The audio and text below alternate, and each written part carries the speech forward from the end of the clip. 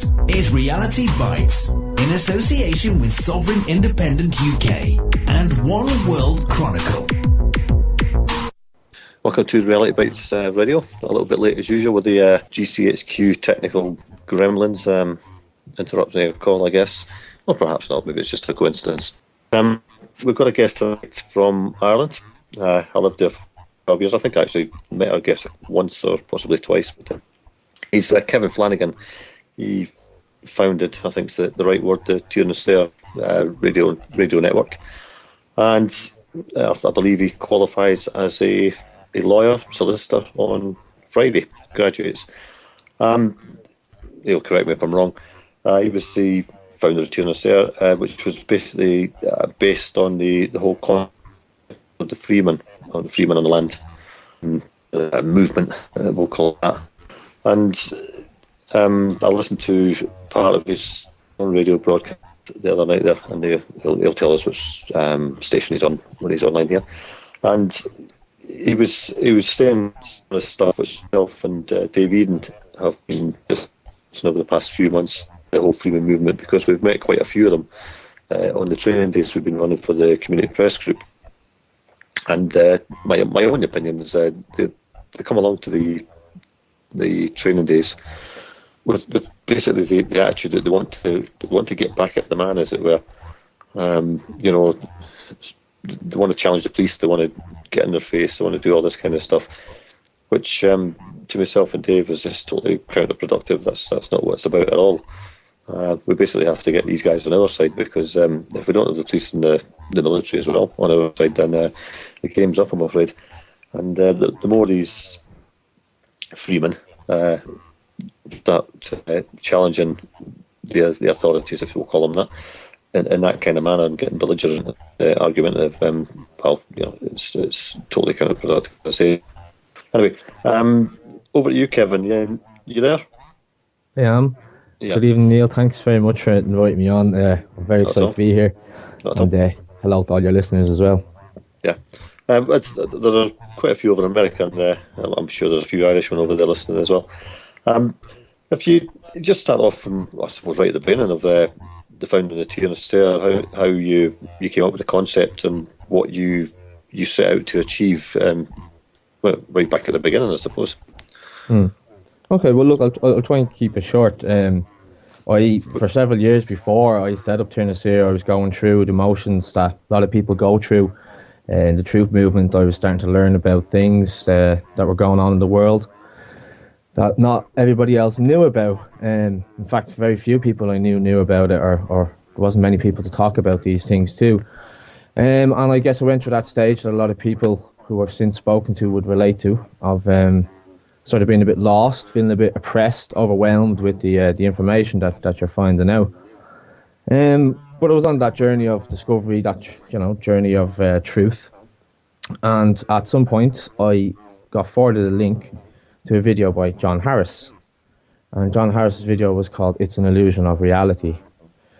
And I remember watching this video. I watched it several times, but I remember the first time I watched it, and there was something about what this guy was saying that made sense to me. There was something to it, and it was a perspective I'd never considered before. He was talking about the law, and he was talking about rights, and he was talking about our relationship to the state. And I admit I didn't really fully understand what he was saying. At first, I didn't get significance of it. Or should I say, I knew there was a significance to it, but I didn't really fully grasp it. So I spent several weeks, not months, researching, crazy research, blind research, just up till 3 o'clock in the morning, reading everything I could get my hands on to do with the law, free man, commercial redemption, all of these new concepts. And it was so inspiring for me, because coming out of the sort of the darkness of the helplessness, I was beginning to find what I thought was a workable remedy to the system, which was using the law against the system, because they're bound by the law. But there was also other aspects to that for me. I was always very spiritual, different spiritual interests growing up, and in the year before I set up Tierna's There, I had been to India I was very interested in Eastern spirituality and things like that. And when I started to read about this idea of the free man and the sovereign, what was very interesting for me is that I started to see correlations between this idea of a free man and what they would talk about in the Eastern mysticism books about self-enlightenment and self-realization. Um, and that just, I realized that earlier on, that there was this sort of deeper significance to the law, even a spiritual one. And then you have even the significance of the Bible in the modern legal system and things like that. So look, it got to a point. The free man meme was sort of growing, and there was a few, people scattered around who were speaking about it online. There was a couple of Irish people online, and it was needed. Really, it was needed a meeting place for Irish people, and it was actually one night in particular. I'll never forget this night because it was a night that my life changed. I had an epiphany when all the months of research that I've been doing all sort of clicked together in one night. It's like people say a penny dropped. I had, like, those machines in the arcade and you put the 2p in and you get all the, the jackpot. That's exactly what I was like that night. And it's that like was the like night. A cascade. Like a cascade exactly. of... Yeah. Like a waterfall of information when it all just clicked, when I sort of looked at it from the spiritual perspective as well. There was, I just, all these dots joined together. And that night was the night when I thought that a community was needed. And the online website that we know today as Tír na Saoire was sort of a byproduct of what I was really thinking, which was like an online, a self-sufficient community of people who are bound together by mutual consent. So therefore they actually decide their own law, their own sort of, moral standards within the community, living off the land freely. And that's what real freeman was, and that's what Tír na Saoire was, because Tír na Saoire, for your American listeners, means land of the free. They might have heard of Tír na nÓg, the legends of Tír na nÓg, the land of the young. Well, Tír na Saoire is the land of the free. And for me, it was always originally a physical piece of land. But, I set up a website there one day before I went to work, and it was the time for it. It just was the right time for it. It was needed. And it just really, I never anticipated it, what would come out of it, the impact it would have. And so as I was learning about the law and learning about this free man idea and sovereignty and all these different things, because I'm meeting amazing people, because we have a place to come together. For the first time in Ireland, there was an online community, a forum, where you weren't going to be censored or called a crackpot for talking about things that were a little bit outside the box. So this beautiful community was starting to grow, and you're learning new things from new people. And just the way things went in my life, I had, the opportunity to I went back to study, and I had the opportunity to go to college and or to university. And I should correct you, sorry, that I'm not actually going to be graduating as a solicitor. I'm not a solicitor. I'm not a member of the Law Society. What I'm getting is my bachelor's degree. That's all. I don't think I will ever become a solicitor or a barrister, because it's just not my sort of thing.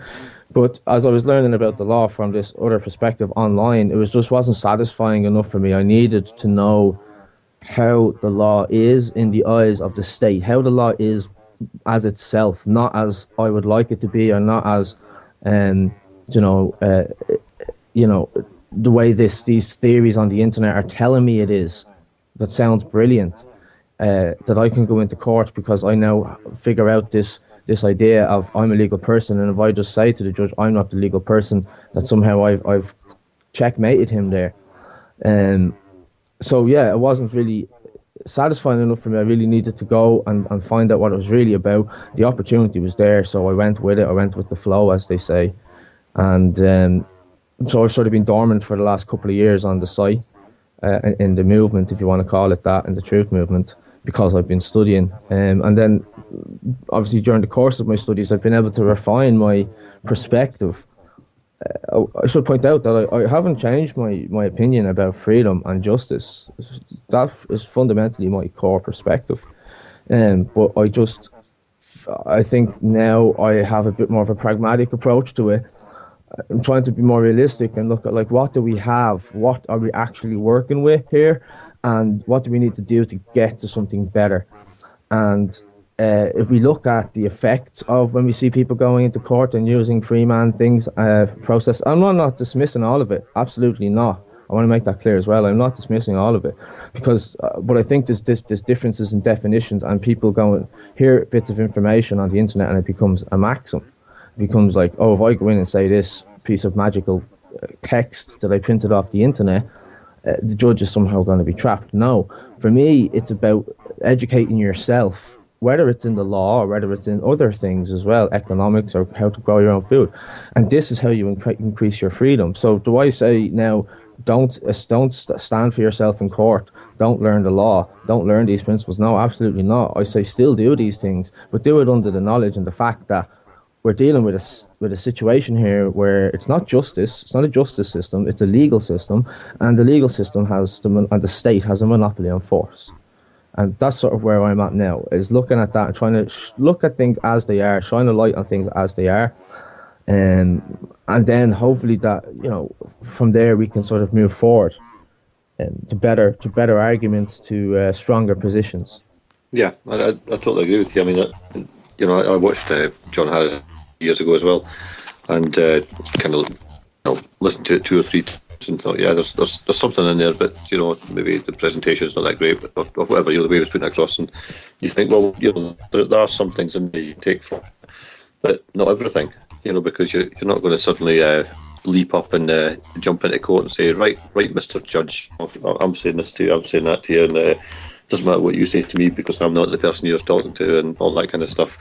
I think that there's possibly quite a lot of people have tried that route and got themselves into more bother than they were in the first place before they stepped through the court doors, And we come across, as part of the community press group, there's a lot of people who would call themselves freemen come forward and would start talking about, if a policeman comes up and asks me my name, I'm not going to give it, I'm not going to do this, I'm not going to do that. And, Dave, who I would label, he won't like this, but the founder of the community press group, he would say to them, well, where's that going to get you? What are you going to achieve by that? All you're going to do is annoy the police officer for a start. And he's basically saying, well, you failed the attitude test straight away, and the Ways and Means Act kicks in then. Well, of course, the Ways and Means Act is just a fictitious thing that the police use to find any ways and means of arresting you because you've been belligerent. And I think a lot of these guys, I mean, there are a lot of really genuine folk in the Freeman movement, and I'm not saying they're all tarred with the same brush, but there are, as usual in any kind of movement, if you call it that, a minority of people who will go down the belligerent route because, as you say, that they've read something on the internet or they've taken it as absolute fact when and because somebody said it who's done a number of videos online or something has said it repeatedly, then it must be true, And I'm a great believer in not saying to people, do this, do that, or try this, try that, unless I've done it myself and found it to work or not work. Absolutely, and that's the key, because then you're doing it from experience. It's not a question of theory, it's a question of fact, because you are the proof of that it's worked. But I think the problem is, like, you've hit on a few things there, like looking at a video of, for example, John Harris, and I'm not saying this to criticize the guy. I admired what he did. He awoke me to a whole different way of looking at things. But for that matter, Rob Menard or David Icke or anybody, or me or you or anybody, the problem is taking other people as an authority instead of going and validating and checking the facts yourself, which is, to me, that's where your empowerment is in the independent study, independent liberal, liberating your own mind. And just on that point, the word liberal, which Freemanism, if you want to call it that, or the sovereign movement, is, in other words, a libertarian movement. That's what it is. That's what you would call it, politically speaking.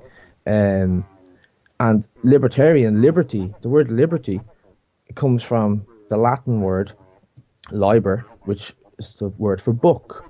And that's where we get the word library, and we get the word libertine. And when we think of a libertine today, we usually mean, it's a free thinker. But the word libertine historically comes from, it's somebody who was a freed slave. So a libertine, in a sense, is a free man. And the reason why they use this word is because once you're free, you could go and educate yourself.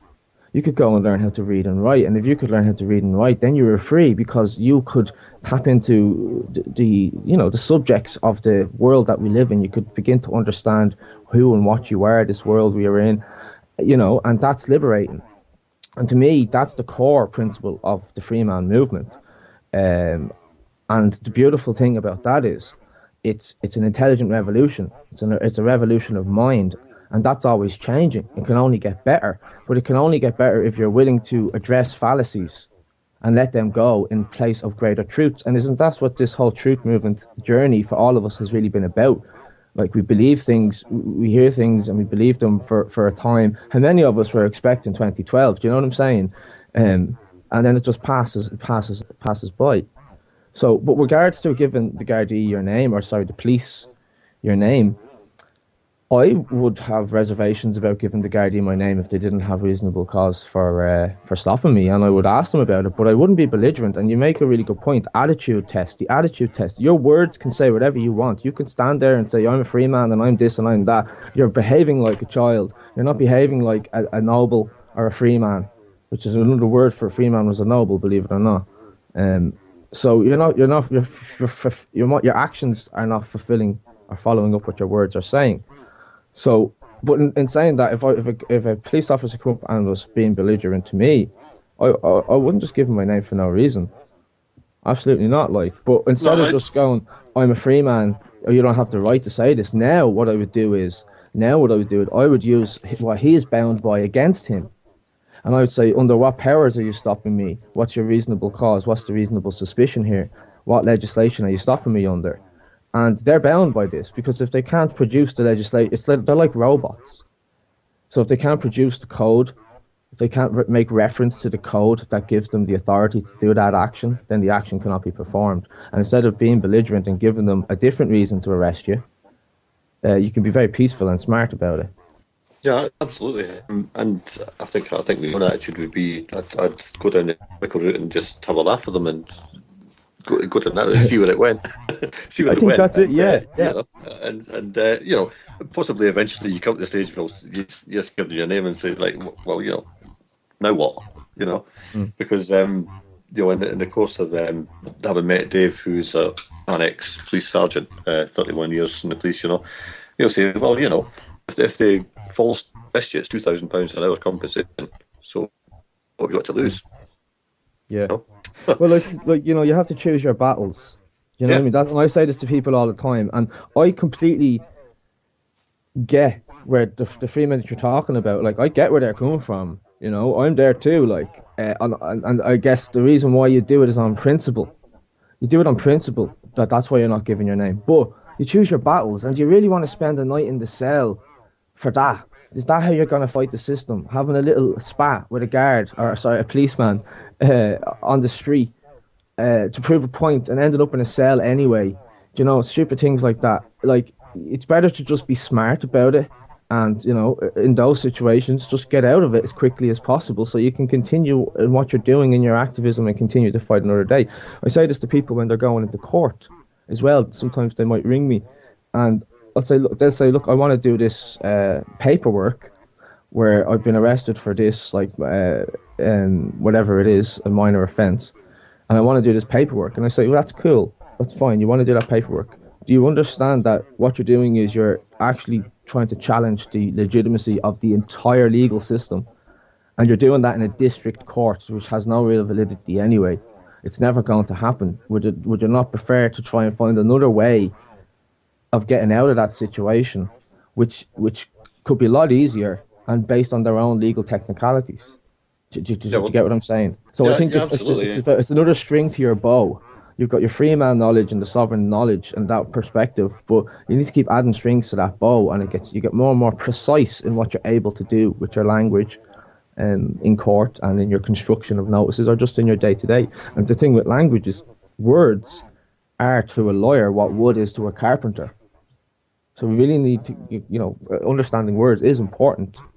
But that's not to say that just because the Black's Law Dictionary says a person is a corporation, that's some sort of, written in stone. Because a lot of what we're dealing with here is assumption. Actually, in fact, all of what we're dealing with here is assumption and Yeah, and belief. yeah, and a lot of the solicitors, police, and everything have no idea what's in Black's Law Dictionary anyway.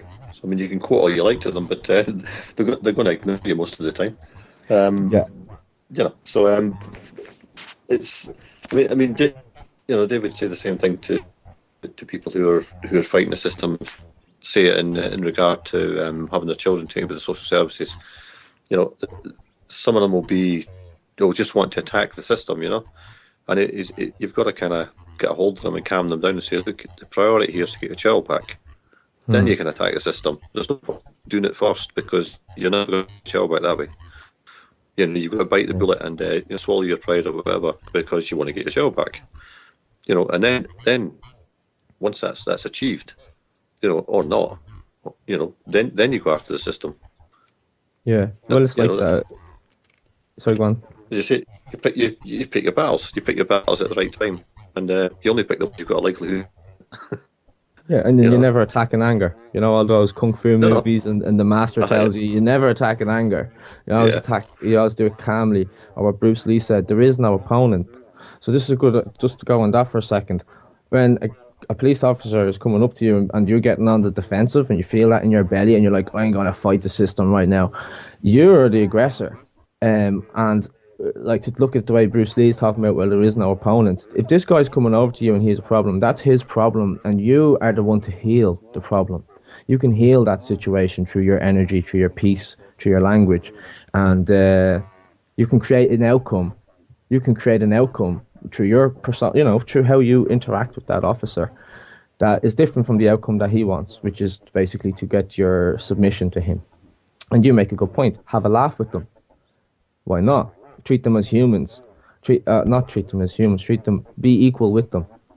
And I've had experiences like this with police where you can see it in their eyes that they don't know what to do with you. They don't know how to respond to you because you're putting them in a position where they have to deal with you as an equal. Do you get me? You're not being aggressive. You're not cursing. You're not anything like that. You're actually being friendly and you're having a bit of a laugh with them. But you can do all that while standing your ground at the same time. And I think it's a skill, and it's a skill that I think earns respect. Well, I had a lot of dealing with the police, the Bilderberg conference at Watford, maybe 2 or 3 hand or something to them, and over the 4 days that the circus went on, we made a lot of good relationships between ourselves and the police, to the point where they'd agreed to go out for a big kind of slap up drink with us and all the rest of it. But that kind of whittled down to 2 of them, and then their own federation people told them not to see us anymore, which is rather interesting. Yeah, but, there you go. It highlights another problem that the police are not actually the enemy here, and well, exactly that I go to the protests in Dublin, and you see the barriers up and the police on one side and the people on the other side, and that actually depresses me a bit. Actually saddens me because they are in a position that they cannot get out of, and you see the protesters will be shouting at them and why don't you arrest the government, why don't you arrest the politicians, and I'm just thinking to myself, because they can't. And this isn't the right way of dealing with this situation, that we should actually I actually feel sorry for them, the position that they're in now. Don't get me wrong, I know that there's a lot of bad people in that position because it's a position of authority and they abuse it. I know that this happens, but I don't know, I guess just the circumstances of social situation that we're living in today, it's just the way it is at the moment. Yeah, I mean, I just talked a lot about the whole ethos in the police as it was back in the day. He was there, the 70s, 80s, well, the 1980s, yeah. And he said it's even worse today because the whole thing's underground now because of all this political correctness and all the rest of it. And there are obviously there are good police officers and there are bad police officers, the same as any kind of career path. There's good and bad. And I think it's fair to say that the good ones far outnumber the bad ones. It's just that the the good ones don't get the press. It's always the bad ones that get put in the newspapers and stuff to divide them from the public, basically. So there's police officers tarred with the same brush, and they believe that the public are against them. So that's where the antagonism comes in. They think we're the enemy, and we're supposed to think they're the enemy. And the government laughs, basically, because that's exactly what they want. But anyway, we'll go to a piece of music and we'll come back and carry on with whatever we want to talk about. This is Killing Joke. Welcome back to Relic Bytes Radio on the 7th of November 2013. And that just reminds me I've forgotten my sister's birthday. But there you go. She'll understand because I normally forget every year. It's my dad's birthday in 2 days. I better remember that one. Anyway, we're back with Kevin. We're talking during the break about there's good and bad in every kind of organisation, and there are good policemen, bad policemen, and I'm of the opinion that there are more good ones than bad ones, because to be personally speaking, I've met more good ones than bad ones. So and spoken to quite a number of them in Dublin as well. Around the time of the Trilateral Commission. Yeah, so I did find the older ones were more likely to come forward and chat to you in a kind of more reasonable manner. The young ones, a bit more antagonistic, shall we say? But it was quite interesting to note that I was talking to one of the younger ones about the riots in Greece, which had just kicked off at that time, and the Lisbon Treaty had gone through, and it was in there that the Irish police could be sent anywhere in Europe, and vice versa. Greek police could be sent over to Ireland, And I was saying to this young one that, how would you feel about being sent off to Greece to face the Molotov cocktails and that kind of stuff over there? And he was mouthing off and getting quite antagonistic and saying that'll never happen, And the older police officer actually came over and told him to calm down. Rather than myself, because as Kevin was saying, you stand there calmly and just state the facts. You don't curse, you don't swear, you don't act belligerent, you don't act aggressive. You just stand your ground and say what you've got to say. But I do think there are far more good police officers out there, and Gardaí for our American listeners over there. That's the Irish Police Service. As I say, I've met good police officers in Ireland as well, at the gates of the Dáil. Two particularly nice female police officers who spent a lot of time chatting away, and they actually said to me that they actually knew what was going on regarding the banks and all the rest of it in Ireland, and that one day something would happen. So the sooner the better. But that was back in, I think, 2009. So I hope those two ladies are still in there and trying to make a difference. But who knows? Kev, I mean, it goes all the way to the judiciary as well. I mean, as we were saying off break, I think there are good judges in there waiting for the right case to come along, where they can actually, assert their authority in the right way. Because I was reading or hearing about it, I can't remember, it was a discussion with Dave or another police officer, that they act on the got they can't put their own opinions or whatever into it. They just have to act within the law and make a decision based on whatever evidence is put before them, and often evidence is withheld from them, so the decision is skewed anyway. But that isn't the fault of the judge. It's the fault of the system, either cherry picking the evidence to put forward or withholding certain aspects of a case or whatever the case may be. It doesn't matter. And the judges get the bad press for it in the newspaper, saying, "Oh, why did he make this decision? This is outrageous," But I don't know if you have that experience in Ireland, where the judges are in a no-win situation if they make a decision just based on the evidence before them, when it's basically public knowledge that there is more damning evidence that hasn't been put forward for whatever reason. I don't know if that's a legitimate no, point. You're hitting on a good point. It is something that is common in like Western legal systems, but this idea that judges do not have an opinion that's what the legal system. That's the way they put it out. Like that's the way the judges advertise it. That they don't have an opinion. That they just quote unquote interpret the law as it already is. And but that's not really true because they are influenced by their social norms and all that sort of stuff. But that's sort of a different discussion. You're hitting on another good point with the idea of the evidence before the court, and you might hear the judge saying, "My hands are tied" in this case, and things like that. It's interesting. I don't know if you want to go into this stuff. It's like the way I look at it, it's like the metaphysics of the courtroom, and it doesn't exist unless it's being created in the courtroom. Do you get me? It's like when you go into that courtroom, it's like a blank, empty void, and the judge might have prior knowledge, but he has to behave as if not, and only what's created before him in the court setting is what exists. So only what is in the court file, or only what is being spoken for and on the record. So if you don't, for example, if you go into court and your name is called out, this is what happened to myself. And if I just approach the bench, then there's an assumption that okay, I'm in the game here, I'm playing the game, I'm the accused, etc., etc. But just by simply saying for and on the record, or let the record take note that I reserve all my rights and waive none of them, I've just created something there. It's before the judge, it's in the court, that has substance. It's there, exists now, has to be dealt with. So it's interesting like that. I don't know if you want me to delve much deeper into it because it gets a bit, as I said, metaphysical. But if it's not before the judge, if it's not created by the voice or by the hand in the written word, and it's not before the court, then it doesn't exist. Let's not underestimate the audience. If you want to go a bit deeper, then fine.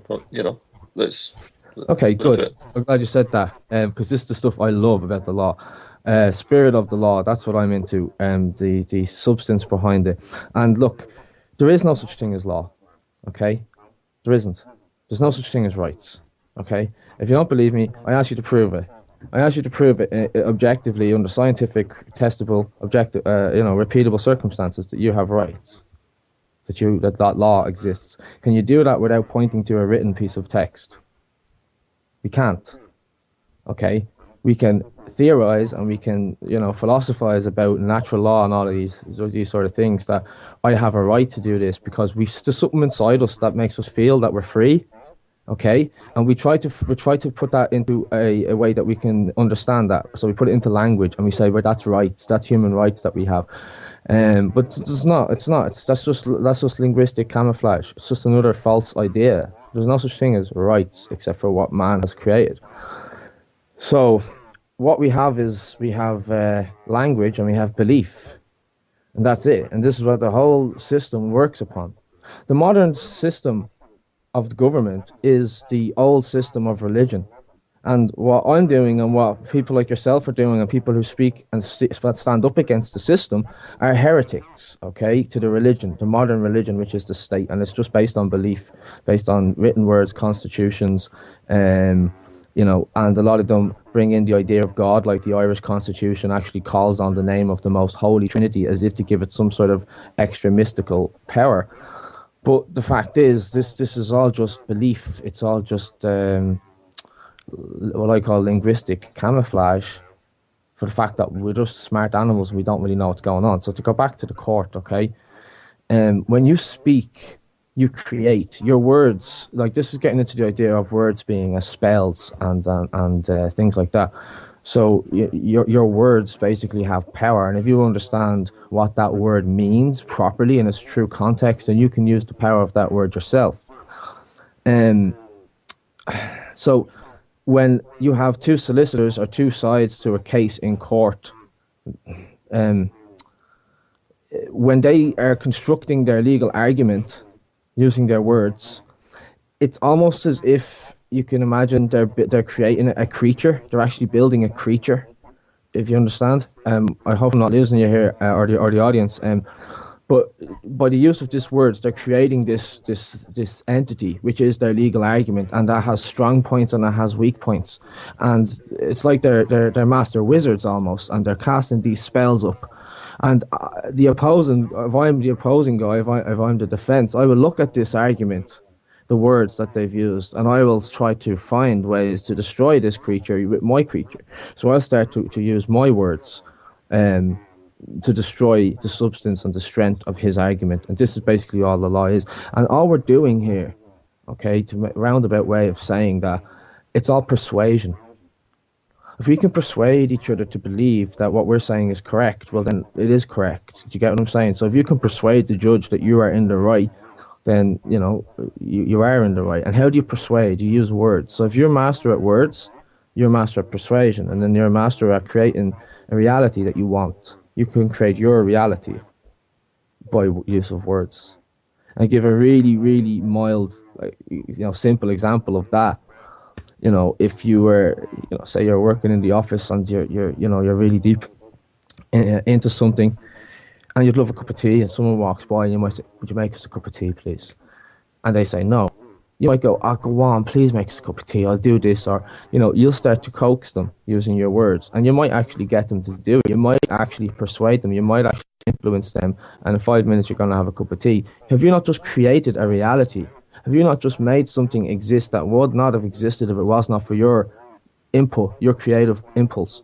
So absolutely, going back to the court and Freeman, I'm not saying Freeman should not stand on their own 2 feet and speak from the heart, but I think that if you are going to do this, to absolutely and to understand what we're dealing with here, we're dealing with a system that's made out of words, and they know how to wield those words. They're lawyers, judges, all these people. They're wordsmiths, is what they should be called.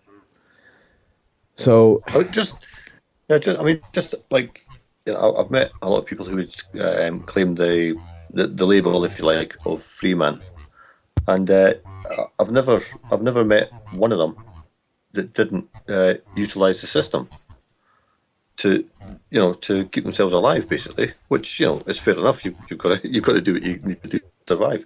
But I find it quite disingenuous for somebody to come up to me and say, "I'm a free man, blah blah." I won't do this. I won't do that. I won't have anything to do with this. And then they'll pull a £25 note at the point and buy a pint. I don't know. I mean, what is there a clear definition of what a free man is or should be? Well, I have my opinion on what it is, but I sort of come to accept that my opinion isn't universal. You know what I mean? And different people have different opinions. But you make a real crucial point, because what we're talking about here again is words, and we're talking about words losing their meaning and losing their power when they're not being used in their proper context. So we shouldn't even really be calling those guys who sit in government politicians, because they're not fulfilling the proper characteristics of what a politician is, which is someone who serves the people. So when we use these words to describe these things, it loses our meaning. If I go around calling myself a free man, but I happen to be on social welfare and happen to be, in these sort of situations, have a driving license and all that, am I not sort of diminishing what that word means? Because I'm not using it properly, because my characteristics, the condition of my life, doesn't match the word that I'm using. But there is. Go on. Sorry. Yeah, I mean that was my point. I mean, you can't, you can't go from that. I mean, people find themselves in unfortunate circumstances. I'm not angry at anybody. I've been unemployed, on a couple of occasions in my life, and it's not pleasant, and sometimes there's no way out of it. But you can't profess an ideology, for want of a better word, which your actions are acting in conflict with, if you like. I mean, maybe your actions aren't intentional, but if you're having to sign on, if you have, if you have a driving license, if you have a passport, you're receiving some kind of benefit. Although I don't think that I don't like that word in relation to this, because they're not benefits. That they are some form of right. Although right, again, probably not the right word. But but again, it's useless, isn't it? But these things, we shouldn't need a passport to travel. We shouldn't need a driving license to drive. These are things that can be taken off us to prevent us doing things, more than actually giving us authority to do them, if you like. But no, I mean, if people are utilising the tools of the system to further their own lives in whatever large or small means it is. I mean, it's essential. Some people have a driving license, etc. So, I mean, Yeah. they need to So do can I it. just So, say, what does that tell us about the condition that we're living in, though, our actual condition? How would you describe it? Would you describe it a condition of freedom or bondage? Personally, I would it's describe it as absolute bondage. bondage. Absolutely. So Of course it is. Yeah, is it not more liberating? I think it's more liberating to recognize that fact rather than going around with chains around our ankles. Through necessity, fair enough, I accept that. Through necessity, but we still have chains around our ankles nonetheless because we're bonded to the state. And you can go around calling yourself free all you want with these chains. That's fine. Or you can acknowledge that we have these bonds, that we are in a slave system, and therefore let's start working to get out of it. And yeah. I, mean, that might I take your said whole that. life. That might take your children's generations. But this is surely Yeah, the most important cause of humanity. Because without freedom, everything rests on freedom. Without freedom, you don't have religion, you don't have politics, you don't have any of these choice. You don't have choice in the world. So yeah, I think it's a very important cause as well. yeah. I think. I mean, I suppose one in that you could use of if you say to somebody who's a freeman that they're unfortunately having to sign on the dole or whatever, and but at the same time they're still trying to pursue the freedom that they desire in whatever form that takes. If you were to tell them, like, here's £1 million, what could you do with that to forward your agenda to try and make people understand that they're in bondage and stuff? I guarantee you, every one of them take the £1 million. And you can do a lot more damage in inverted commas with the tools of the system you're trying to fight than without them. Because I mean, if we're all sitting back saying, okay, well, that is the system, we're all going to voluntarily make ourselves poorer, then they're never going to achieve anything because you don't have the tools to fight with. So it's better to have the tools of the system and use them against them than Absolutely, to have but I nothing. wouldn't say throw out the free man tools at the same time. No, I no, say not at all. No, I'm not you saying know that. what I I'm mean? I not say saying that. put them into the same box, but don't let your study and your research of this liberty movement or this freedom movement stop at the internet forums and things like that. Become self-educated, liberate yourself by being, critical thought and thinking for yourself. This is where our true freedom is. We can only free ourselves. This is what I'm getting to. So you have to do this work yourself. Yeah. Well, I mean, you have to appreciate that you're actually a slave in the first place,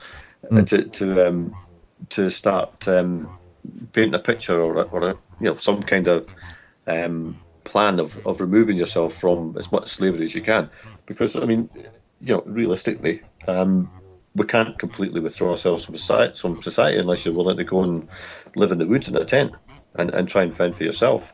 And at the end of the day, you'll be on somebody else's land anyway, more than likely. So Yeah. you Well, can't. isn't it a great motivator? Isn't it a great motivator to say, oh no, I'm a slave. I Yeah. need to do something here. You know what I mean? I really need to Well, act exactly. now rather than going, never mind, I'm free. I'll just tell them to go away when they knock on my door or, whatever. And in the meantime, the rest of the state, my brothers, my neighbors, we're still in this bondage system. So, I think a lot of where I'm looking at now is that quote by Buckminster Fuller. Don't try to destroy the system. Instead, make a new system that renders the old one obsolete. And that's what I'm thinking. It's not about fighting against for me anymore. It's about creating new alternatives. And even in the knowledge that the state isn't going to recognize them, but we do it anyway. We do it anyway, even though they have the guns and they have the force and they will lock you away if you step out of line. We do it anyway. And become so absolutely free that our very existence is an act of rebellion. Yeah. Well, I mean, that's go back to the community press group. Dave's thing about calling it community is that you take the S off of communities, and you realise that we're all in one community and we all have the same problems to face, and unless we all help each other, in whatever form that takes, whether it's just trying to educate people to the fact that they are slaves, or whatever, or helping people out with growing their own food, or whatever it may be, that we have to understand that there's a system out there that's against And as you say, we need to create our own society. Whether the system that's in place now recognises it or not, it's irrelevant. Yeah. I We really have think to, that's the future, to be honest. yeah, we have to help ourselves because Yeah. we've been put in a position of dependence. I mean, it doesn't matter if you're reasonably well off, I don't know, 100 grand a year or whatever.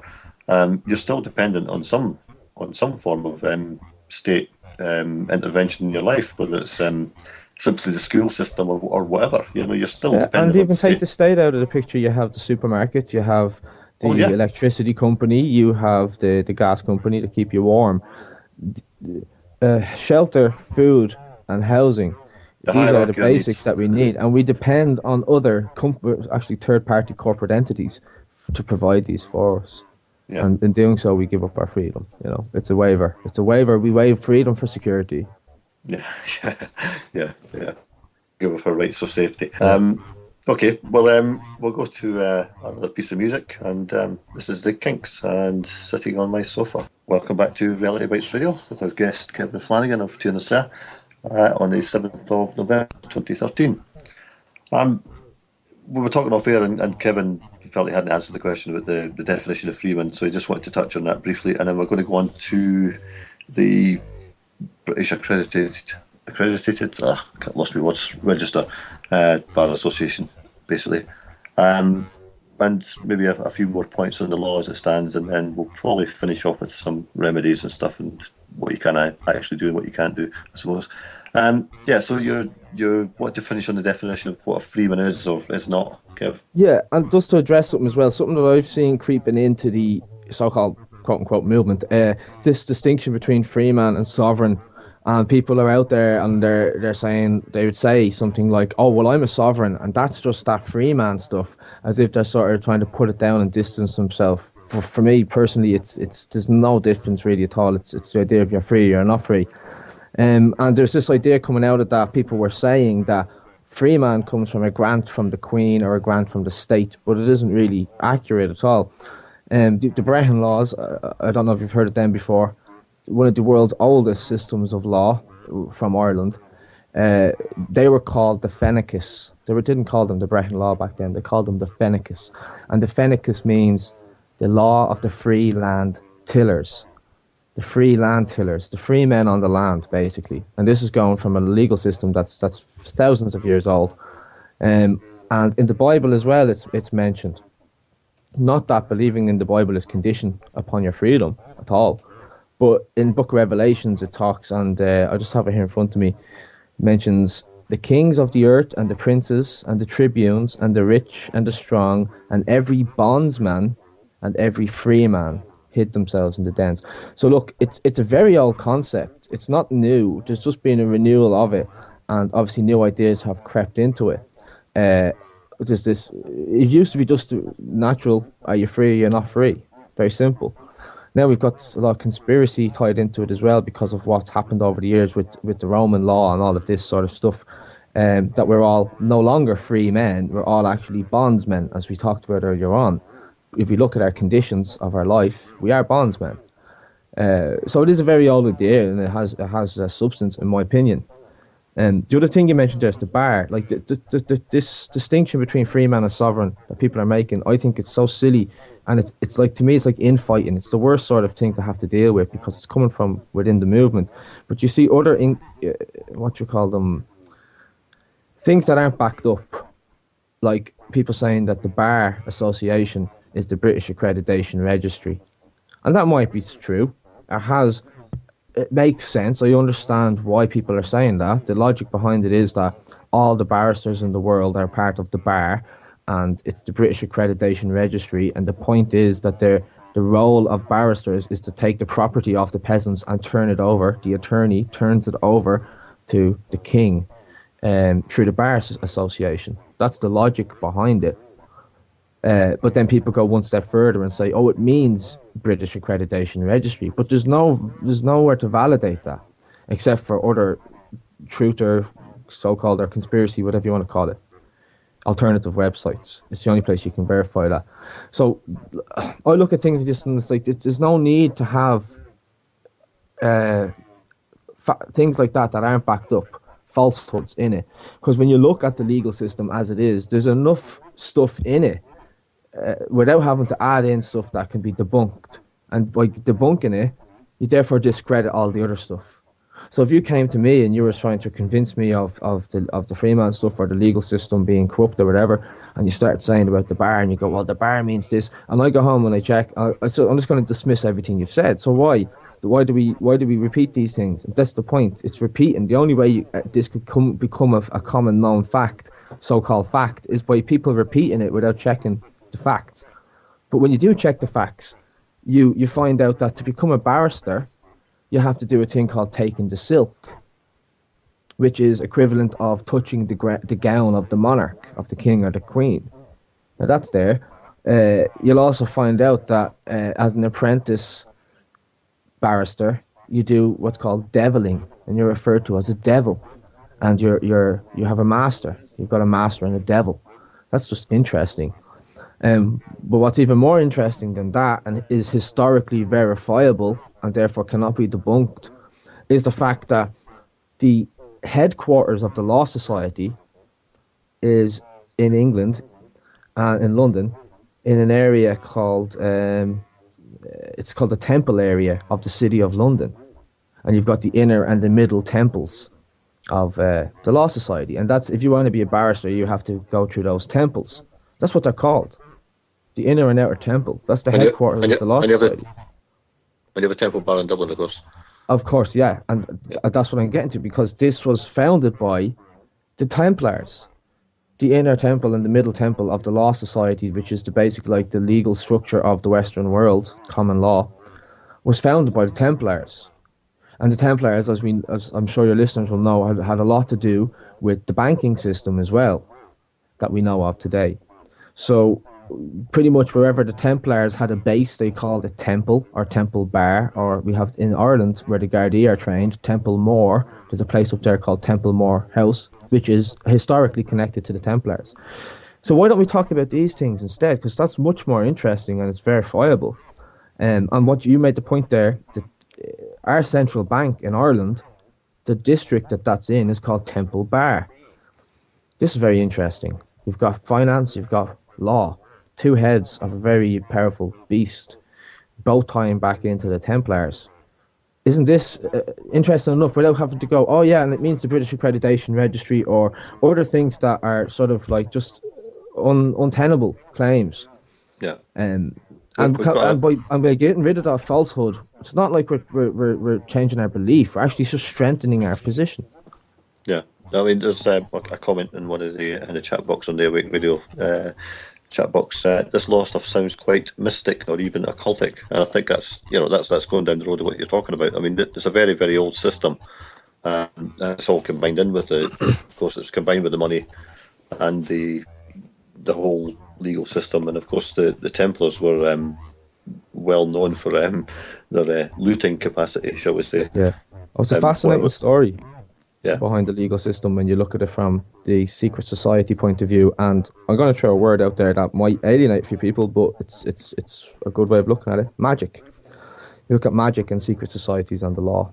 And I actually have a presentation up. Your listeners might like to check it out. It's called Magic, Spells, the State and You. And it goes into a lot of this stuff I've been talking about in more detail, the power of words and how the state use these words to compel you to do things. And not only that the sort of language that's used by the law system can be found in the occult. It's very interesting. You find this language, the same terminology in magic books that you find in the courts. I could give you an example of that if you want. Well, I would just to clarify, the word occult just means hidden. It doesn't mean anything. Yeah. It's not some kind of black magic. It's just hidden. Yeah. So a lot of people would think it's to do with kind of witches and wizards and all that kind of thing, but it's simply hidden and basically hidden knowledge. Absolutely. This is the thing. I understand the language that I'm using will create those certain images in people's heads: magic, wizard, spells, Hollywood. Yeah, but we need to look at the definitions of what these words are. Magic is the ability to influence your world, your external world, with your inner will. That's what magic is. That's the definition. So if you can create what you want to happen in the outside world and you have got your will to now become a reality. That's a form of magic. You're using natural energies. Well, Very it's also interesting stuff. yeah. I mean, And it's also well, you could change magic for propaganda. It's it's the Can you? exact same thing. It's the exact Same same thing. thing Yeah. because it's words and words have power. So it's the use of words. That's what I'm saying. There's no difference between political belief and propaganda and religious belief and propaganda. The only thing that you can verify, if you want to be a sovereign, if you want to be a good judge, because that's what we are, if you want to take the biblical perspective, we're created in the likeness of the Creator and He's a judge, okay? So we are judges. And if you want to be a good judge, you better only let good evidence into your court. So you don't allow hearsay to stand as truth. You need to verify yourself, and the only way you can verify is through direct experience, direct felt experience, what the truth is, and that's your truth. So even though I might have religious beliefs or I might have political beliefs, they're very personal. They can only be personal because I cannot compel somebody to believe what I believe, which is based on my own experience and life and things like that. Um, but just with regards to the idea of magic, you talk about the word supernatural. The word supernatural means outside the laws of nature. Okay, super means outside or above, and natural, nature. Okay, so supernatural is outside the laws of nature. So that means it's not natural law. So that means statutes and legislation, by definition, are supernatural. Do you understand? Yeah. Yeah. Yeah. Does that Yeah. make Yeah. sense? Yeah. Of So course. Yeah. if you go back to the old grimoires, the old magic books from the Middle Ages and so on, and there's a lot of this idea of summoning a spirit, and you summon a spirit to make it do what you want it to do. Okay. Now I'm not saying I believe this. I'm just talking about theory here, and these books are there, and people can check them. And the idea is, if you want to summon a spirit, you need a couple of elements. You need to have the spirit's name. You need to have a symbol that will, have power over that spirit, and you call on it to appear at a certain place at a certain time. Now you're a spirit, okay? You're a living being. You're a spirit. Now I am the system, and I want to summon you. See that word that we use? We use summon, and that's a magical word. We summon spirits, and I want to summon you. You're a spirit. So I send a piece of paper out to your house. I send a parchment, a scroll, which has symbols written on it. And on the top of this, I have a harp, which would be for Ireland, for yourself. You'd have the crown symbol. In America, you'd have the Great Seal or whatever it is. And when you see this, when this letter comes through the door, you feel something now. Your emotional state has changed because this is a serious letter. This is magic. This is how it's having an effect on you. Do you see what I mean? And you open this letter and you read, which is just a piece of paper that you're holding with just symbols on it. And you see these symbols and you suddenly feel scared. And you suddenly feel, oh no, I have to go and I have to abide by this. So as if by magic, you will appear and fulfill your summons to go to the court. And you will do the bidding of the judge. And this is just direct principles from occult and from magic and things like that. And there is a legal philosopher. I'll just wrap up on this. Sorry, there is a legal philosopher. This isn't all just conjecture. There was a guy. I can't remember when he was writing. His name was Hagerstrom, and he had a theory that he's asking, well, where does law get its binding effect from? Where does it actually compel people? What makes law law? And he came to the conclusion that because it's coming from ancient Rome, from Roman times, the system that we have, that if you go back to Roman times, that the legal system and the religion and the state, the management of the state, were actually just one thing. So you had Caesar was like Pontiff Maximus, and that's a religious position. So when a judge spoke in ancient Rome, the words were actually believed to have magical ability. Do you know what I'm saying? The people back then believed that a word like obligation had some sort of spiritual significance to it because a priest as well as a judge was saying it to them. And what Hagerstrom said was that over the course of time, we lost the belief in magic. Okay, so what the Romans had, we lost that belief, but what we kept was the inner feeling of being compelled to these words, but not really understanding why anymore. Well, I mean, you talk about belief. I mean, if people believe in magic, in inverted commas, then they are going to be affected by it. And I mean, it creates an emotional response, as you say, when the letter comes through the door with H HMRC, and the crown symbol in it. You know it's a letter from the tax office, and you go, oh, what's this about? And it creates that inner kind of fear. I suppose it creates a fear in you. And on the other hand, of course, you could get something quite just an ordinary letter through the post, and you recognise the handwriting, say, and it gives you a good feeling. That it's two sides of the coin, isn't it? I mean, in Scotland, in slang terms, people used to say if something good happened to them, that was magic. That was a well-known phrase in the 70s. So I mean, I don't know where that came from, because it was there when I was young, but everybody did it. So I don't know. There you go. Just it's a fascinating. For me personally, it's a very fascinating subject: the words and the magic and the law and how it all ties together. And so I'm actually going. I have it in the back of my mind now that's a book I'm going to hopefully write next year. Is all about that. Right. Okay. Well, hold on. I think we've got a question here. Here's a question here. We'll go to a piece of music and we'll come back with this question. The next piece is, we'll relate this to the the central bank. Well, this is Shady Days and I'll Make You Pay. Welcome back to Reality Bytes Radio. Got a couple of questions in the Awake Radio chat box, and thanks to Paula over there in Florida who's producing today. She got stuck in traffic and we thought she wasn't going to make it, but there she is, on fine form. Just a mention of the guests coming up the next few weeks. Next week we have Ellen Brown from America. She'll be discussing the fraud that is the financial system. And the week after, a guy I've got a huge amount of respect for, and who did a lot to wake me up at what was going on in the world, because I was particularly interested in kind of history and how it had been falsified. And he also talks about esoteric stuff and the cult and stuff like that we've been talking about with Kevin, and that's Alan Watt of cuttingthroughthematrix.com. The following week, we've got Rosa Corey, who will be talking about Agenda 21 and the whole green agenda, who wrote the book Behind the Green Mask. So that's November covered. We'll see who we get for December. But there was a couple of questions came in there before we went to the break, and the first one was, and I can answer a bit of this as well, but it was, what does Kevin feel about the turning of the seal and its significance to Ireland and Freeman? Kevin? Yeah. Okay. Yeah, that's an interesting question. I was at a turning of the sovereign seal a couple of years ago, probably about I think it was in 2010.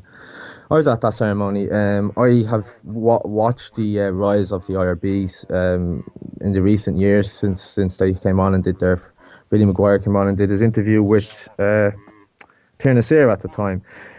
The turning of the sovereign seal is a ceremony that is performed on the 21st of January. I think it's 21st, maybe it's the 19th of January. Every year in the Mansion House in Dublin, and the 21st is Ireland's Independence Day.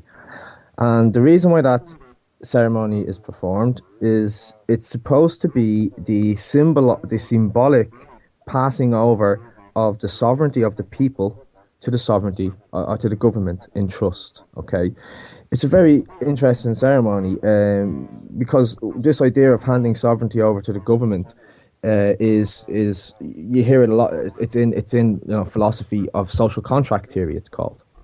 And there's this idea that philosophers say that, we're in a social contract with the state where we forgo certain freedoms in exchange for certain securities, like we spoke about earlier on.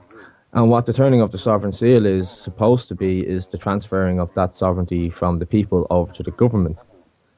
Now, personally, I don't consent to the transfer of my sovereignty being given over to the government by anybody. I don't. So there's that. But as regards to the significance that the turning of the sovereign seal has, I don't think it has much significance at all. If they didn't turn it, do you think anything would change? It comes back to this idea of acknowledging the conditions that we're in. And what's interesting that I never understood is, why is the sovereign seal turned 7 times a year? And if it's not turned, what does this mean? What's the significance of this? Honestly, I think realistically speaking, it's not going to have much significance unless, and this is the crucial point, how important is the sovereign seal? How much power does the sovereign seal have?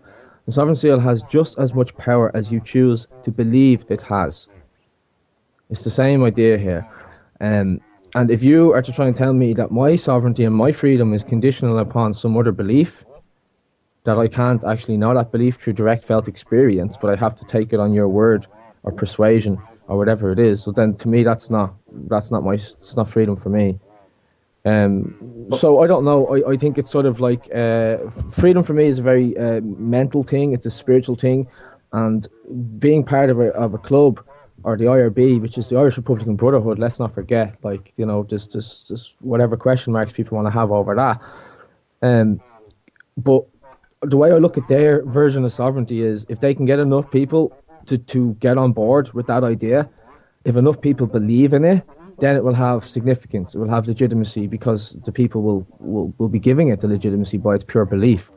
But look, 10 years ago, or not even that, 4 or 5 years ago, nobody knew about this. So, like, what's different? And finally, don't give the government license. Stop giving them license. Stop giving the courts license. Stop giving the banks license. If this is apparently what this is, the power of the sovereign seal is supposed to do. And that's all I really feel about that. Like, I think it's a very interesting part of our history. It shouldn't be ignored. I think it's.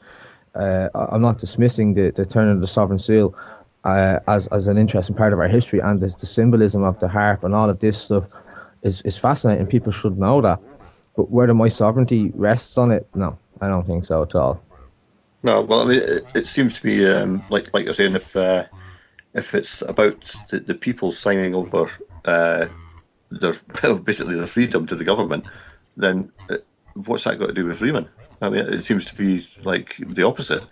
Yeah. But I my own experience with this because back in the early days of Sovereign Independent when I was in Ireland, we were interviewed on a radio station. I don't think it was TNS. It was another Sovereignty Freeman radio station. Yes, I think it was. I think it was actually, and he lives just up the road from my son apparently. But he tried to back me into a corner, saying, "Well, why didn't you cover the turning the seal and stuff?" Well, he tried to cover the guys in Ireland, but prior to that, it was why are you calling yourself sovereign independent? Blah blah blah. What's that? What have you got to do with sovereignty? I just said, well, it's just a play on words. That's all it is. You're sovereign. You're independent. It's just a play on words. It's got nothing to do with anything. Yeah. I found that they were very, very tolerant. That's the only word I can use of any use of the word that didn't fit in with their definition of it. And I just thought, well, yeah. Something interesting has happened last week in Ireland. Something interesting happened last week. Now, I don't really get in. I just sort of do my own thing, and I'm behind the scenes on Tearing This Here, and I just tick along. There's a lot of other groups. There's a lot of activism groups. There was supposed to be the first People's Court this week in Ireland. It was attempted to happen. I think the Gardaí went and shut it down before they could do it, and they had a list of people that they're bringing to court, members of government and things like that, to try them for crimes who they had summoned and stuff.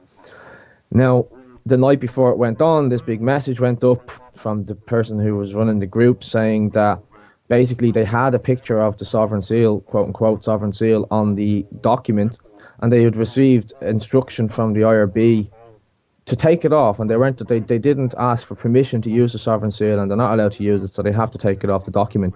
I'm like, okay, this is really good sign here, like, that's good sovereignty there. You get what I'm saying? To claim ownership over a symbol that is thousands of years old, that appears in the Bible and everything, to claim actual ownership for that is... It belongs to everybody. It belongs to the exactly, people. It belongs to everybody. And it's this secretion of knowledge. This is the point. It's a brotherhood now. And I'm not casting aspersions. If people want to go and do their own research on that, that's fine. But it's the secretion of knowledge. It's the patriarchal, hierarchical systems that has caused this problem for so long. I ask you this.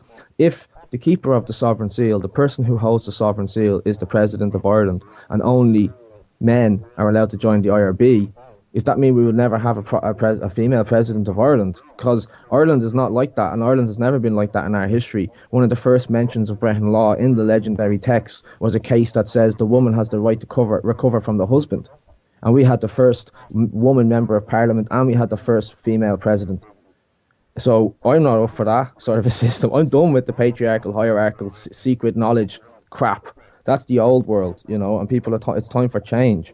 And the only way we're going to get out of this is not by following. This is it again. Come back to the point. Not by following others, not by taking others' word as authority, but becoming an authority in and unto yourself through your own experience, through your own knowledge, through your own learning.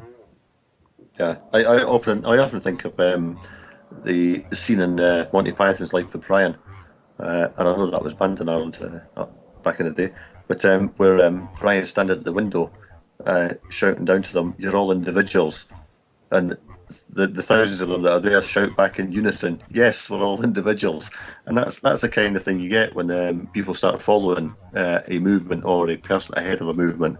They kind of, they go into it with good intentions, but they lose their individuality within the group, and it goes nowhere. They're Well, kind I can of understand that in other movements, but the free man idea, supposed to be the antithesis of that. Do you get me? It was actually well, supposed to absolutely. be That's what I mean. first Yeah, free and sovereign, and your beliefs are yours, and my beliefs are mine, and we start there. And uniqueness. Let's value each other's uniqueness. Let's value each other's creativity. And when you see this creeping in, it does dishearten me a lot, demotivates me a lot actually, yeah, to see the same sort of crowd mentality creeping in.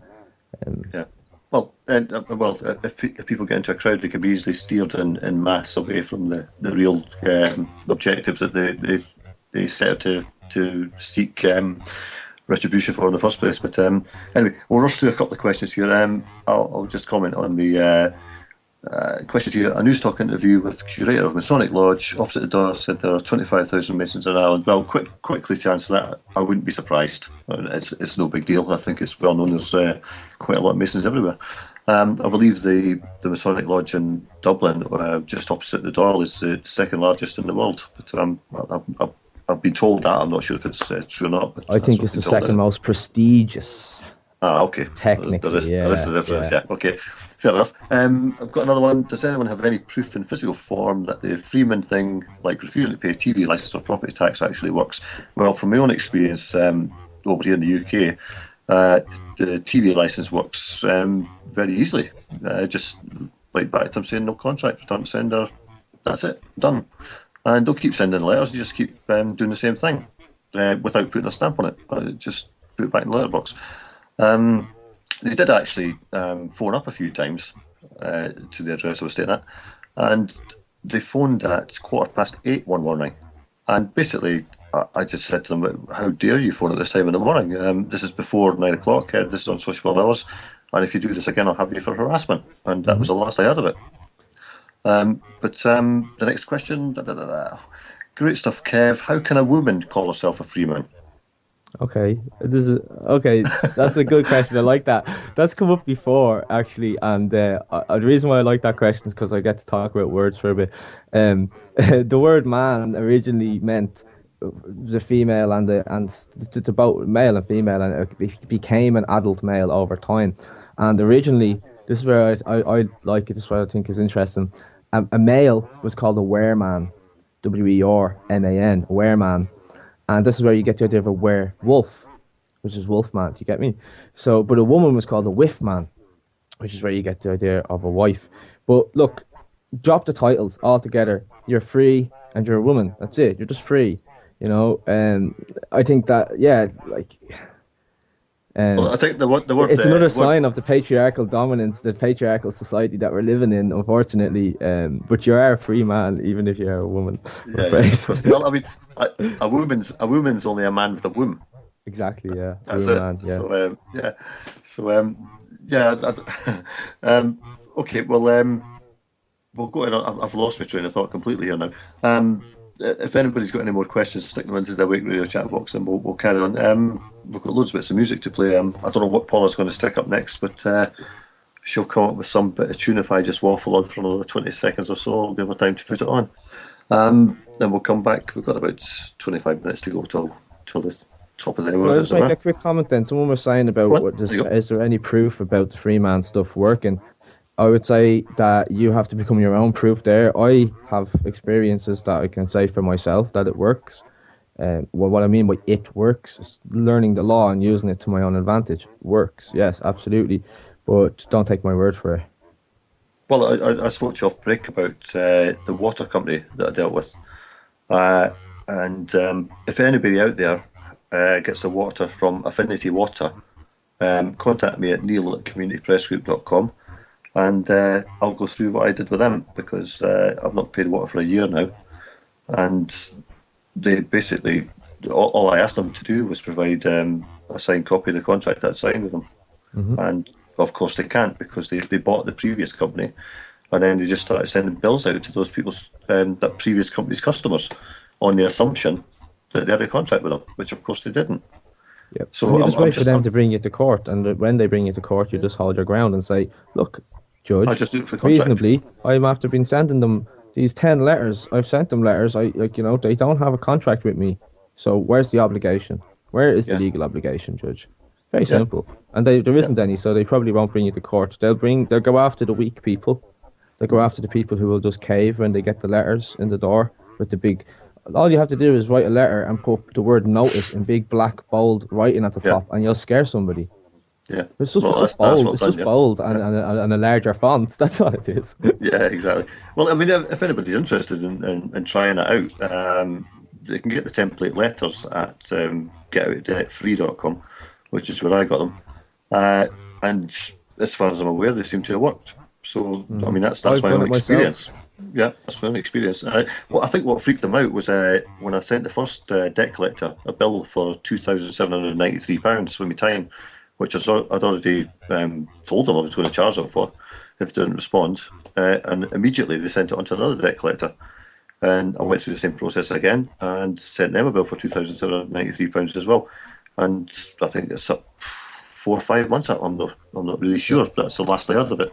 But I did think that it might be worth taking them to the debt collectors just to see Well, what that's an happens. interesting idea that I've heard people talk about before. If Yeah, you people are talking about the lien process, which is sort of the same thing here, because it's sort of you're doing a counterclaim, financial claim against them. How do you enforce it? Well, you basically go to the debt collectors and you say, "Look, I have a lien here against this government agent or this, corporation for 10 grand or whatever it is, and I only want 1%. The rest is yours." Do you know what I mean? They'll take that bill. You know what I mean? And you're just doing it to make the point of getting your justice. But look, money makes the world go round, and you're talking about using the system to your advantage. It's yeah. Look, all the idea of using the law is doing what they do to us back to them. So there's this idea of the 3 strikes. Not many people are aware of this, but 3 strikes and you're out, yeah? And from the bank's point of view, let's say you owe me money and I'm the bank. From my point of view, I'm writing you a nice letter here and I'm saying, here, I'm letting you know you still owe us this money. So could you please make a payment? And if you don't, I'm not going to have much choice, but I'm going to have to go to court. I send you the first letter and you ignore it.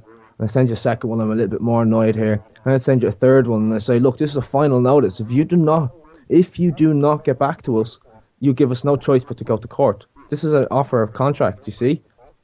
Because they're saying you accept it by your performance. If you don't get back to us, we will go to court, and you don't get back to them, and you've just empowered them. In fact, by not getting in touch with them and not taking control of the situation, you've created a reason for them to go to court. So go back to the first letter, and they write a letter to you, for example.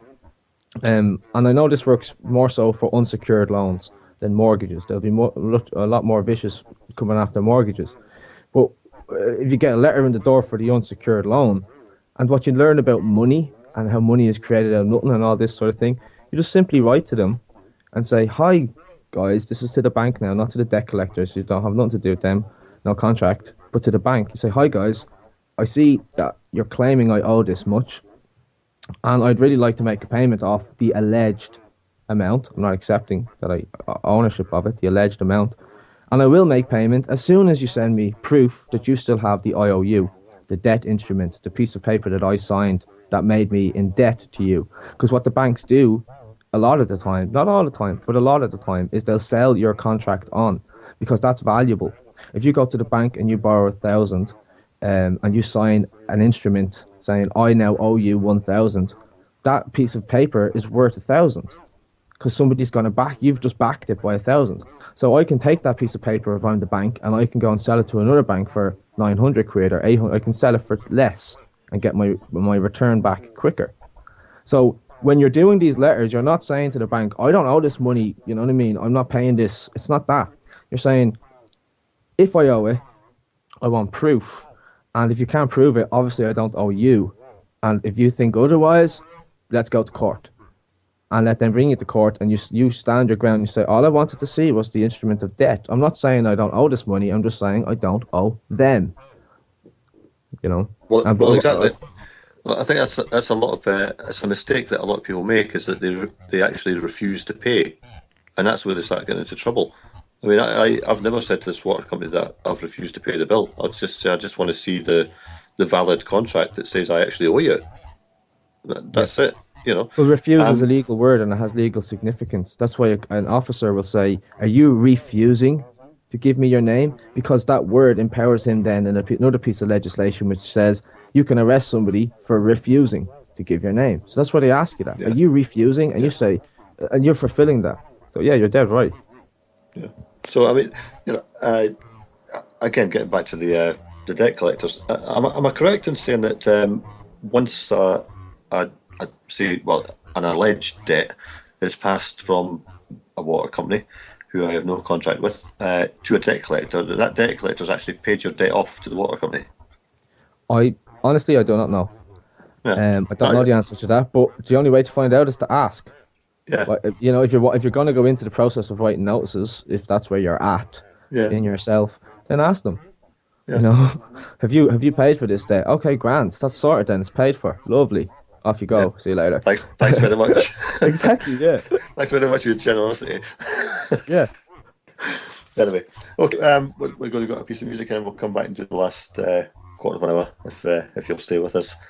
I think there's another question there. Oh yeah, the answer to how did I become a freeman if I'm a woman? Somebody's written back saying a free person. I think they've fallen into the trap of political correctness there, and they shouldn't bother their backsides. They should just call themselves free, and that'd be done with it. We're creatures in nature, and we're either free or unfree. It's very, you know. Exactly, and a person's just a persona anyway. So yeah, exactly. You're not free at all. Anyway, okay. The next one is The Passion of Lovers. Welcome back to Reality Bytes. Last 10-15 minutes of the broadcast. Kevin's still with us. And just as a side issue, I was telling this little story off air that I experienced this week, which has got nothing to do with anything really. But I went to a house to do a painting job, and the lady says, "I need to be here because I've got 2 Persian cats." I thought, okay, that's fair enough, you know. And then I walked into the living room, and there's a big rug there, and there's this white thing sitting on the rug, and my mind was full of Persian cats, and I thought, that's a very strange looking cat. And she said to me, I said to her, "What's that?" And she said, "Oh, that's the house rabbit." And I said to her, "When were you going to tell me about the rabbit?" When it came up the stairs, and I had to kick it because I didn't know what it was. But anyway, just a bit of humour. We've got 10 minutes left, Kev, and okay. I suppose I do think there's a lot of freemen out there, in the very commas, freemen, free persons, whatever you want to call yourself. Free will do. I think this just came out a couple of minutes ago. We've met a lot of freemen on our kind of rounds in the community press group, and there have been occasions where some of them have come up afterwards when Dave's gone through the Criminal Justice Act and things like that, and the Attitude Test, the Ways and Means Act that the police use to basically have you over. And a lot of them are now starting to realise that what they've been pursuing for a long time, in whatever avenue they've taken, because, as you say, they've never done the research themselves, they've just believed what they've heard, whether it be on internet or what somebody's told them, and they pursue a course of action which is destructive. And I've heard quite a few stories of people saying, "Well, I've done this with my car, I've done this," blah, and they said, "Oh yeah, okay, and what happened?" It says, "Well, my car's been impounded." I says, "Well, yeah, that didn't work then." But there are other people pursuing the same course of action, which is going to inevitably end in the same result. And I think it's very hard to kind of break the mold, as it were, to say, look, lads, this is detrimental to you. If you follow this course of action, you're going to end up worse off than you were before. So at some point, you've got to kind of bite the bullet and say, right, this isn't working. Let's try something else. Yeah. And I do think it has to be. You have to use the system against itself. You can't pursue a totally independent course of action if it's not going to work. I mean, it's futile in many avenues. I mean, the thing with the TV license company, that's kind of a black and white issue where you're just tossing letters back and forward. And at the end of the day, if push comes to shove and you're going to lose, you can always back out of that.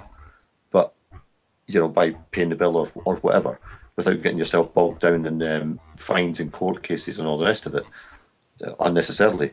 But a lot of lads and girls pursue this and end up in court and end up getting themselves into worse trouble than they were in the first place. And I don't know. I'm not being disrespectful for the people for doing that, because I admire people that are willing to stand up and take the chance. But there's got to come a point where you say, no, hold on a minute, this is not going to work for me. But I don't know how you get that message across to people without insulting them. I think it comes back to what we were talking about a bit earlier on about what is our condition, our actual condition. Let's describe our circumstances, and this describes our circumstances. We don't live in a free society.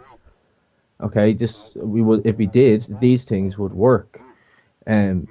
So there's at the end of the presentation I did the other day, the Nonsense of Free Man, there was 4 points that I made, 4 very crucial points, and these are things that conclusions I've come through from my studies, from now having done the degree with the free man idea in mind. Okay, and the first one is that there is a fundamental difference between what the law is, okay, the way it actually is, and how it should be, or how it should be in an ideal world, or how we would have it if it was an ideal world.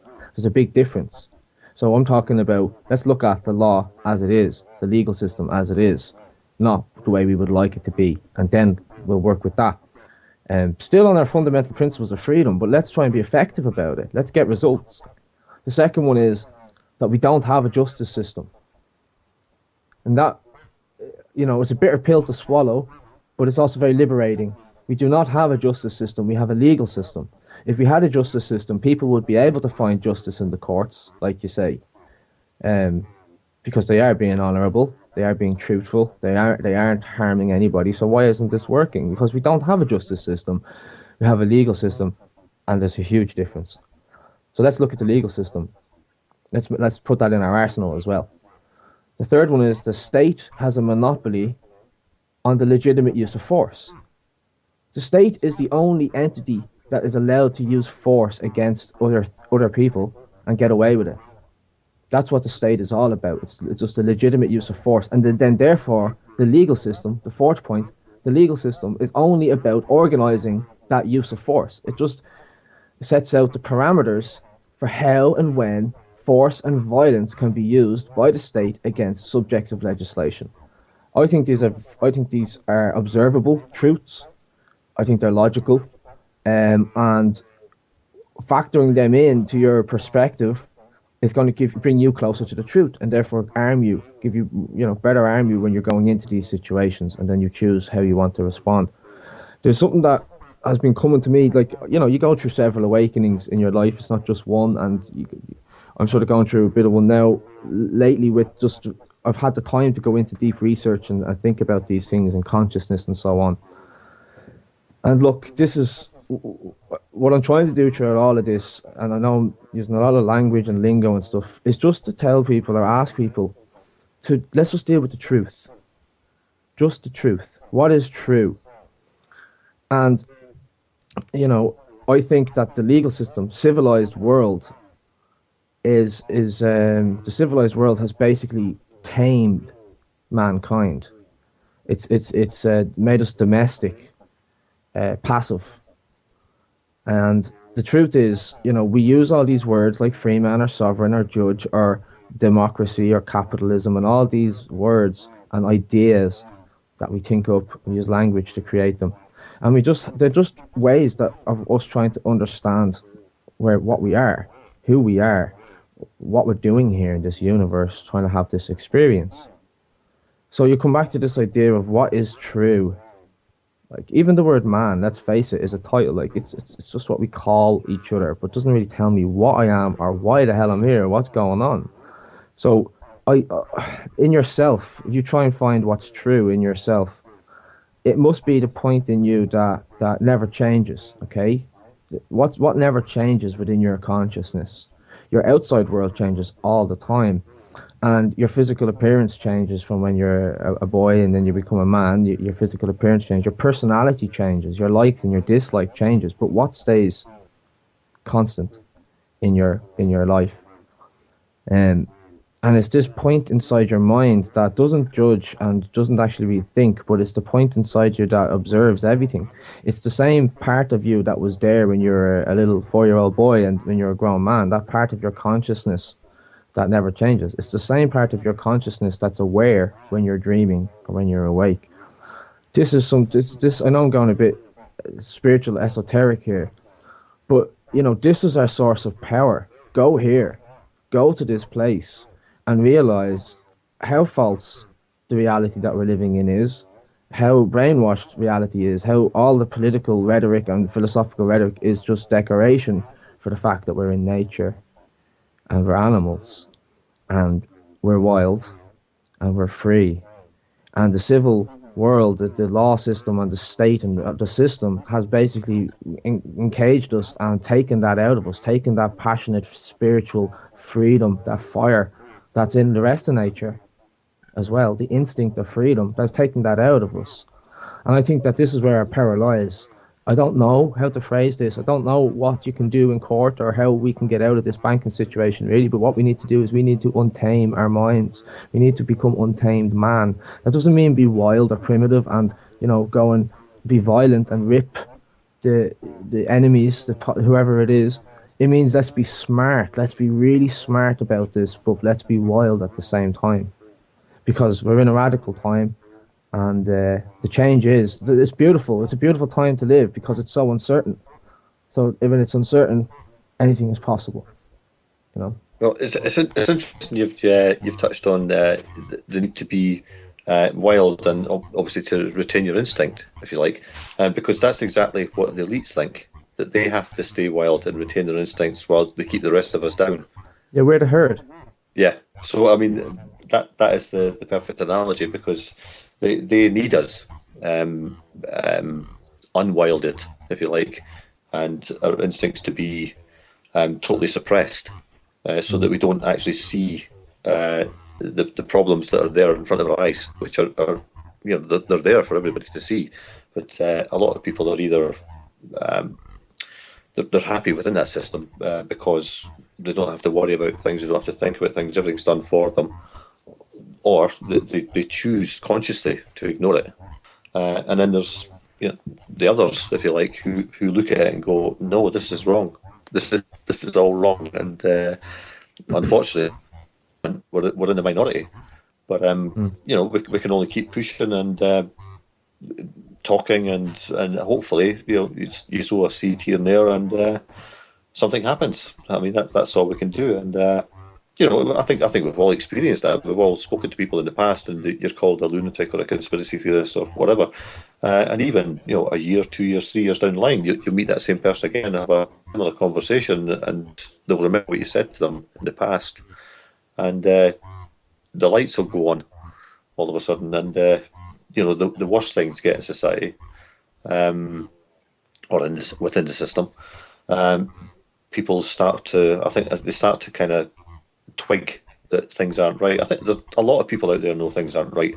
They're just looking for the right trigger point, if you like, to inspire them, or motivate them to actually start looking at evidence. I mean, not hearsay, not speculation, not conspiracy theory, but actual evidence that they can point to and say, yeah, this is what's happening. This is right.